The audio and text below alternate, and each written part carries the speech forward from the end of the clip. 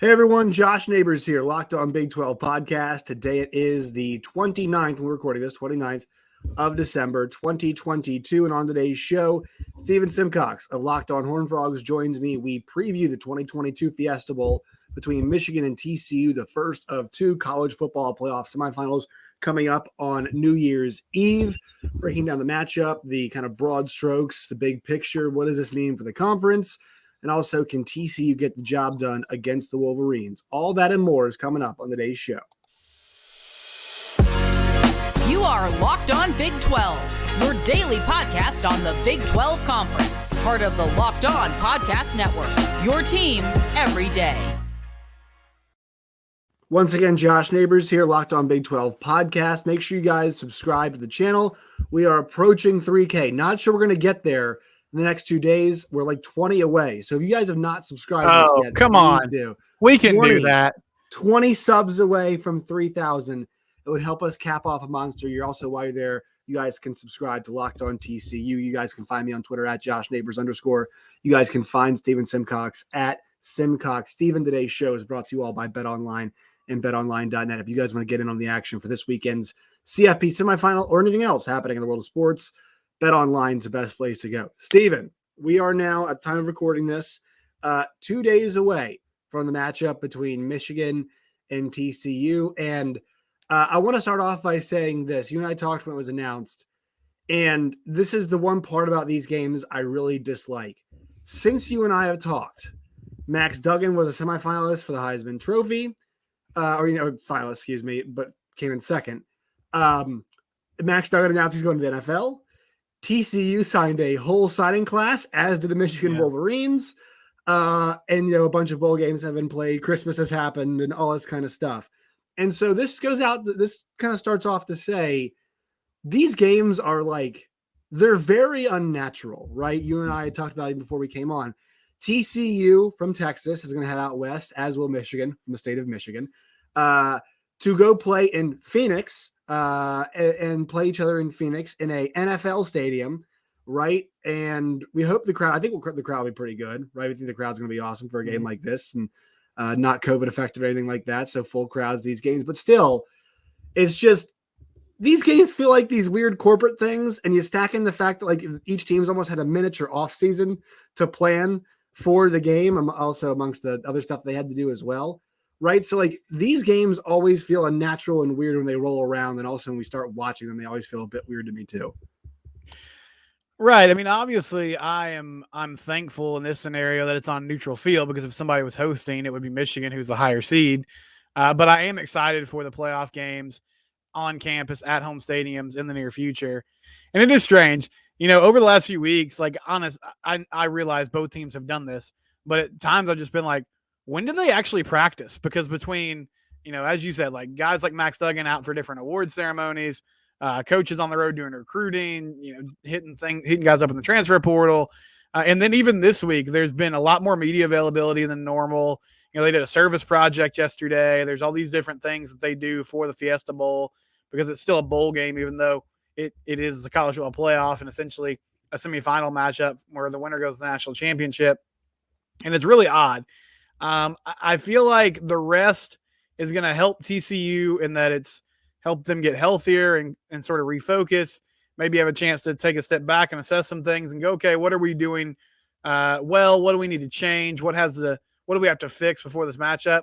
But I mean, I think these long breaks in a lot of cases, Josh, they benefit the favorite more too, because it's an opportunity for them to say, okay, if TCU got Michigan, in the middle of September, and they didn't really know a lot about the Horned Frogs, and it's just a non-conference game, even if it was on the road, then I would feel really optimistic about TCU's chances to sort of catch them off guard and have some wrinkles and do some different things that Michigan hasn't seen. At this point, they've had so much time to prepare. I would imagine Michigan has a pretty good idea of what TCU's strengths are and how to stop it. So it's really going to come down to which coaching staff can kind of adjust on the fly and which team can play to their strengths the best.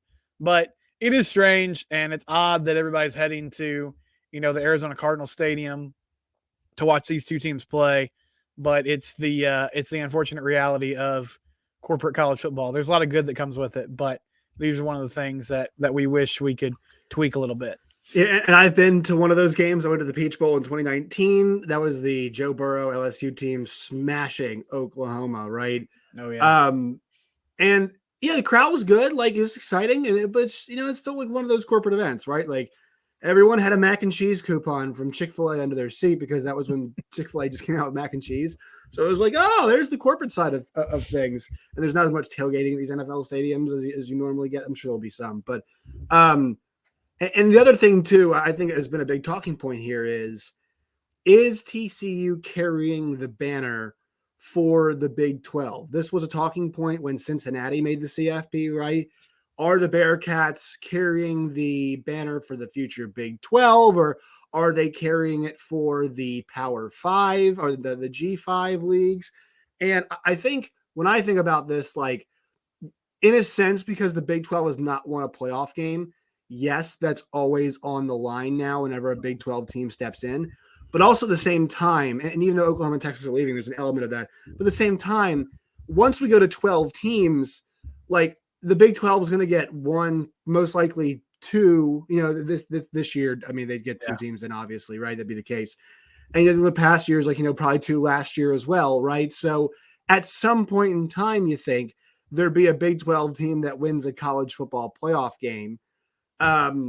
So we hope, we right. hope Well, I guess we hope, right? But I mean, like, you're playing the 5-12, right? It's not like you're always been playing, Georgia, Alabama, whatever it is.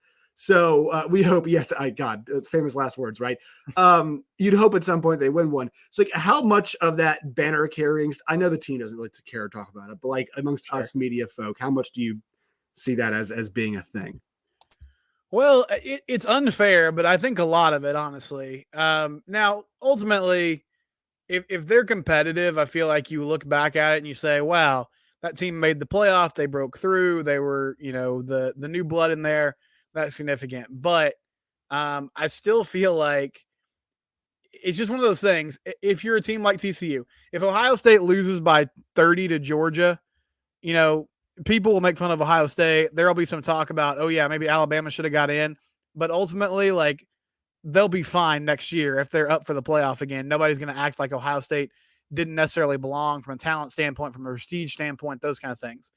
If TCU gets beat by Michigan by a significant margin, then you'll probably hear all the chorus of folks that said this all year that, oh, well, this team just didn't deserve to be there. Even if they would have gone undefeated, they wouldn't have deserved to be there because, they're not one of they're not part of the in crowd. They're part of a Big 12 conference that is weak and soft and not physical enough and doesn't play enough defense. And even though those tropes, I think, are kind of outdated, that's still the narrative that hangs around the league. So I do think it's important that TCU at least makes it a game, right? And if they win, then I feel like it's a huge boost. It's not going to totally solve the problem. There'll still be plenty of folks that look down on the Big 12, look down on teams like TCU that are not, the brand name. But I think it's a huge step forward for teams that are in that club that would silence a lot of the doubters. If you go get, embarrassed, or if it's not a super competitive game, then yeah, I do think you hear a lot of the offseason like, well, they probably didn't deserve to be there. They should just the committee should just copped out and put Alabama in because at least that might have been a closer game. So hopefully TCU can go in there and make it a football game. I know there's some, matchup disadvantage for them on paper, but I think on the flip side of it, there's some areas they can exploit as well. I do feel like, though, sort of the burden of teams that are not, part of the in crowd is that you're always constantly having to prove yourself to the national landscape and prove that you belong, even though it's not really something in my mind that holds water at this point. Yeah, and I think also too for like Sonny Dykes, I mean, there is an element of that. I even saw today, like, he was talking about their schedule, and he's like, we haven't had a bye week since the third week of the season. And he's like, and also we didn't play Citadel week 10. And I, drive-by shot at Citadel football. Sorry there. But, there was no, like, they call it SoCon Saturday in the SEC. There was none of that. And he was talking about the strength of the league more so. So I think that stuff always does cross our minds, especially from like a Big 12 perspective. But I try to put that stuff aside as much as possible, just because, like, while those conversations actually rate pretty well when we compare conferences, whatever, I don't find them to be like especially valid. Right. Yeah. I don't find them to be, well, it's like, I'm not going to go around and trot around the Big 12's bowl record in the last 2 seasons. They have the highest winning percentage. I don't really care that much. Like this year, it's not doing that well, but all the bowl stuff is so circumstantial and whatnot. Like I think kind of the conference versus conference stuff at points, it's valuable. Maybe we're talking about money, right? We're talking about, hey, actual dollars and cents, but I'm not sure how valuable it is. Sometimes talk about like, oh, bowl records, or, does a Big 12 have to win this to get some respect? I'd love it so we can actually get some respect. It would be great to have more respect for our league, especially now it's a non-Oklahoma team in there, but like I don't think they have to have it. So, in the preparation for this bowl game now, kind of get down to the nitty-gritty. You mentioned there's some disadvantages. This is now, I think the biggest problem that TCU is going to have is that they showed in the Texas game they could stop the run against an offensive line that had played pretty well this year. And I know there's some holes in the Texas offensive line. They played very well. That group pushed a lot of teams around, and they stopped the best running back in the country, in basically everybody's opinion, Bijan Robinson. And Roschon Johnson, they held him down too in that game. They're going to have to do that again. They're going to have to do that against the Joe Moore award-winning offensive line. For those of you who don't know, it goes to the offensive line that did basically the best season according to whoever votes on that award. They're going to have to do it against too. No Blake Corum, I know, but I'll tell you what, when Donovan Edwards has been in the backfield, there's been little to no drop off. And actually, they're more he's more explosive of a runner. And so I think that is the challenge here, is that is where this game is going to be won. TCU on the defensive side, they only play a 3-man front. That is going to be a challenge for Joe Gillespie, is how do you counteract that? How do you find ways to stop the run against a team that is going to want to stop the run, and then still be wary of the play action pass? We'll say the one advantage TCU has in that department is the fact that they can leave their corners on an island most of the time, in Newton and Trey Hodges-Tomlinson, and actually be okay. But what does TCU do to try and neutralize this the offensive line for Michigan?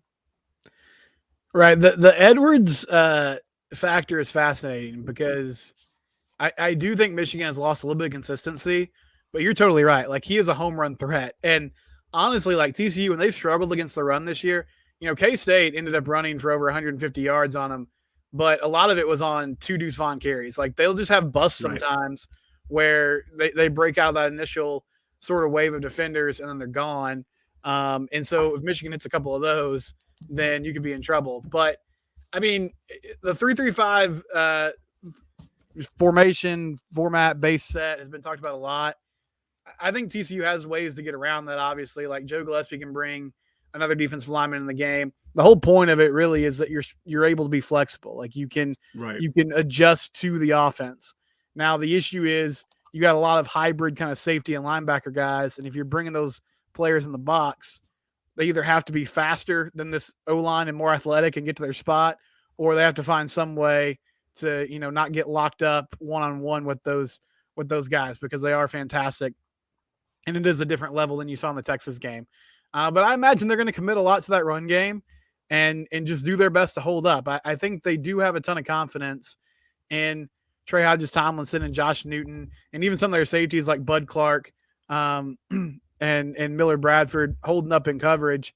And so you counteract that by saying, hey, you're going to probably play a lot of man and mix up some looks and just hope that you can reestablish the line of scrimmage at times and not allow Michigan to just churn out 4, 5, 6 yards of carry like they typically do. Have to find a way to get them in second and third and long instead of second and third and manageable, which is where they live a lot of the time. And yeah, I just feel like you got to put it on JJ McCarthy's arm, and he's a good quarterback. I mean, I've made this point a couple times, and Michigan fans have sort of come at me. I'm not saying he's just a bus driver, but I just believe, like, if you're losing this game, it has to be because he made throws, and the Michigan passing game was successful. Like, if you just lose because they ran up and down you and all over you all night, then I think that's a really hard pill to swallow. So you have to account for it, attack it, and I would imagine that Joe Gillespie is not a guy that brings a ton of pressure. Like, that's not usually his MO. But with the break, I would imagine there's going to be some more exotic looks and some different things to try to get some negative plays. Because if you can get them in 2nd and 12 or 3rd and 11, then I feel like you have a much better chance of success than if they're just going to stay on schedule all game. And it's what they do really well. So yeah, it's going to be tough. I mean, it's a tough ask, but it's the only way you're going to win the football game. So they're going to have to find a way to get it done if they're going to be successful on Saturday. Yeah, I think that means that obviously defensive lines have to play well. The linebacking core is going to play well too, right? I mean, they're gonna have to be the guys that play a lot of those holes. And look, I think the fact that they've got guys who hit pretty well, like Hodges tackling machine. Obviously, D Winter's is a really strong player there for them in the part of that defense, and Jamoy Hodge, they're going to need to, he is like they're going to need him to be that violent big stick, right? They're going to need to have some of those big hits, and probably some of those hits maybe force some turnovers, right? I think that's a part of this too. Is they're going to need to force a mistake or two, and I think when you bring up JJ McCarthy, the reason why they went to McCarthy over McNamara, and this is something we talk about at all levels of football. This happens a lot in quarterback situations.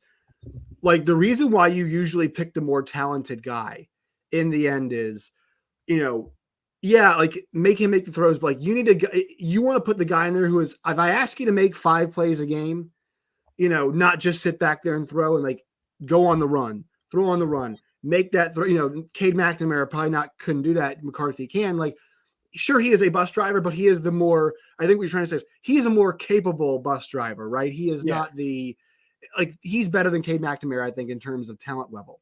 And so while you might be asking McCarthy to do similar things than what you asked McNamara to do, right?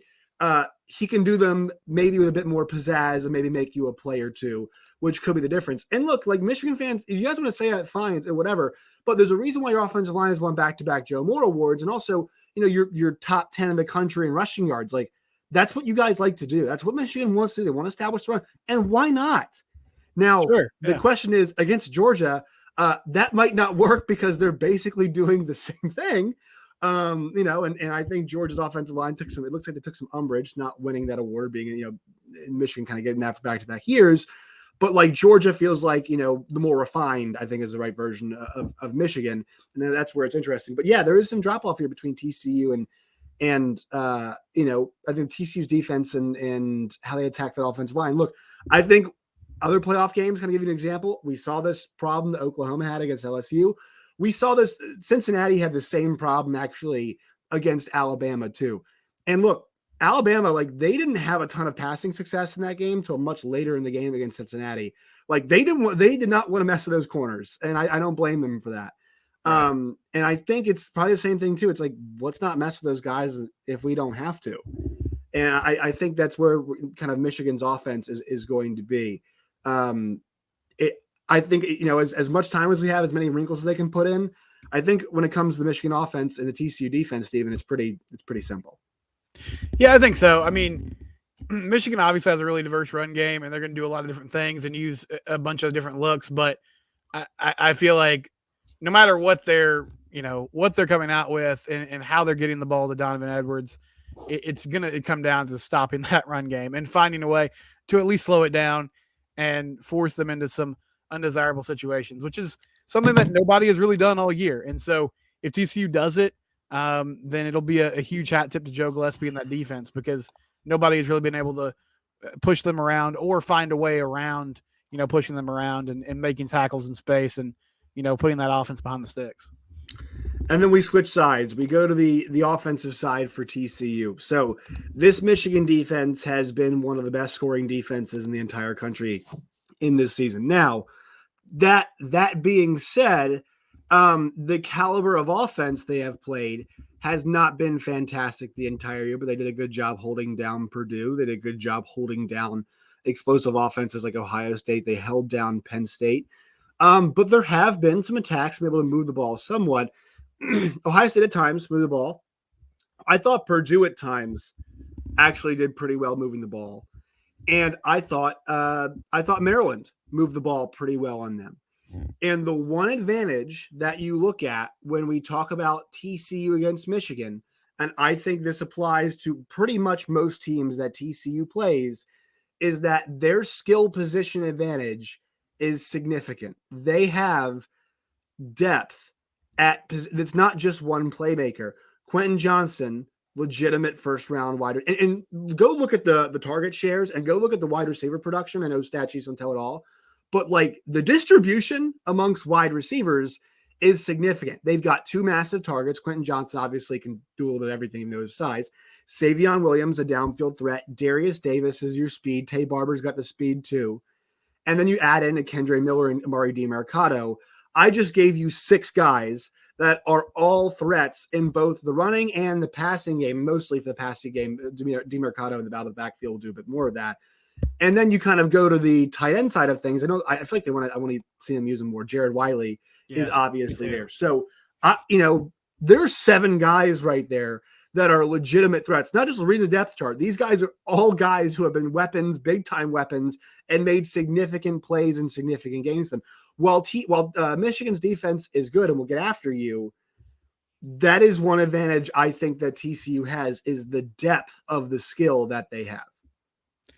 I'd agree with that. And, I think the more I've thought about this matchup, to me, it's going to come down to the TCU defense is going to have to hold up, but I don't see them excelling in this game. I think if TCU wins, it's going to be because their offense was elite and played at a high level against this Michigan defense. And so it does start with Quentin Johnston.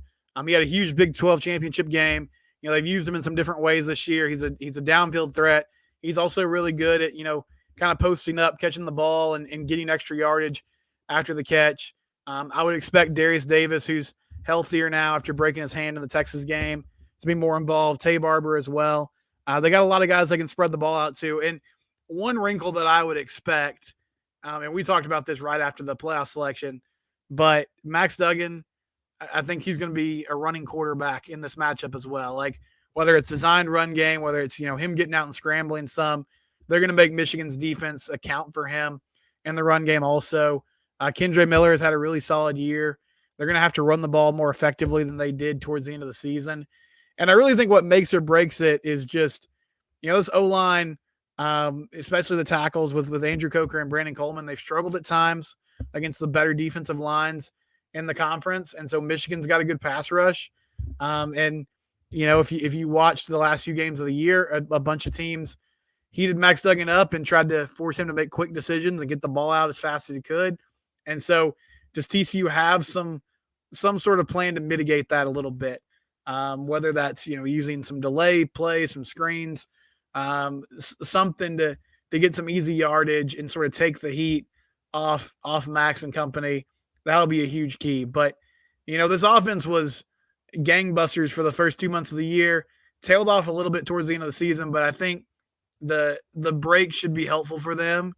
And it's really the area, not that Michigan doesn't have a good defense, but if they're going to win this football game, it'll be because maybe they just haven't seen an offense like this that can go at different tempos and speeds and play at a high level for 4 quarters. And TCU will have to do that to win the football game. But they do have a lot of options. And, that's kind of been their MO all year, is spreading the ball around. You can't just focus in and hone in on one player.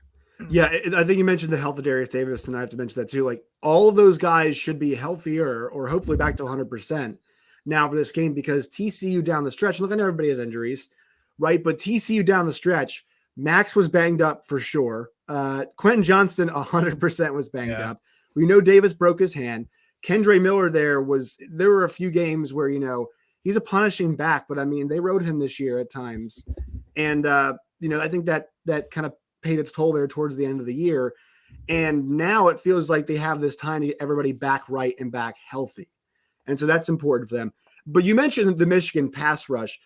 That's so important because we saw, and once again, that was towards the end of the year. So TCU's a little bit banged up, but TCU's going to have to hang in there and they have to make sure they start strong. And that means that they cannot be giving up field position with sacks. They cannot be throwing away drives with their 2nd and 17, 3rd and 12, stuff like that, because while they can pick that stuff up with how dynamic their offensive skill talent is, you cannot live there. And this pass rush they were 2nd in the Big Ten in sacks this year. And especially once again, that Texas game, like TCU's offense was they were in a bad spot the first half. Their offensive line was getting crushed. Luckily their defense was up for the task, but that cannot happen again. No, they've honestly, like in just about every game, aside from maybe like the OU game in some of their early season non-conference matchups, they've had stretches where they've just wasted a few possessions, like just a couple 3-and-outs in a row that were pretty uninspired. And if they do that on Saturday, I mean, that's a recipe for disaster because Michigan, gets lathered up a little bit and starts scoring and controlling the clock and controlling the ball. You're not coming back. So they need to start fast. They need to find a way to be more efficient. Like the screw it, Quentin Johnson's down there somewhere offense has worked a lot for them this year.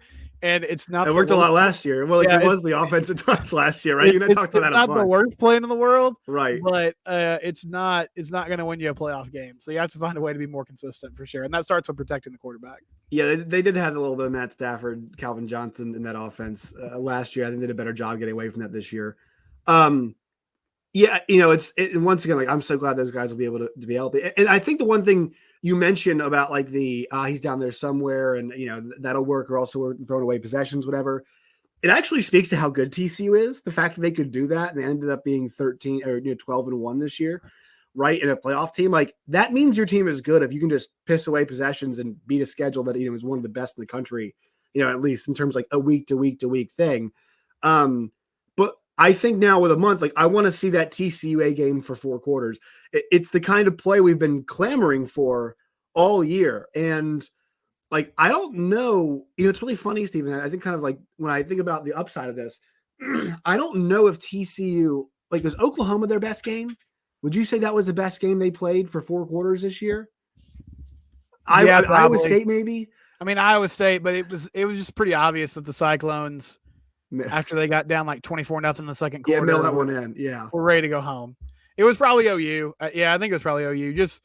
The game was never in doubt, right? And that was still at the time of the year where it looked like Oklahoma might be a force in the Big 12. So it was really impressive in the moment. Yeah. So if you could give me the offense of the first half in that game, and if you could give me the defense the first half of Texas game, and honestly, 4 quarters of that game, like they can win this football game. They definitely can. I don't think everybody has to play the game of their lives. I think the guys who kind of need to do that is the defensive line. I think those guys have to bring it. To be honest, I'm 31-23 Michigan in this game, and also for this, I meant to pull this up earlier in the game, but those of you who don't know, it's a 3:00 game Central Time on ESPN. This number, I grabbed it at 9.5. It is down to 7.5. It was down to 7.5 about 2-3 weeks ago. It has stayed at 7.5 for the duration. What do you think about the spread and kind of where are you on this about does TCU, I mean, I think they have to play their best game of the season. I think that's pretty evident.